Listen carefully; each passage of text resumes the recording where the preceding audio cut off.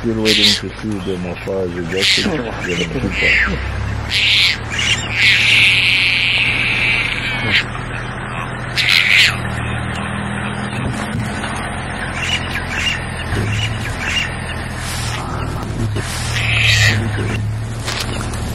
Pamba.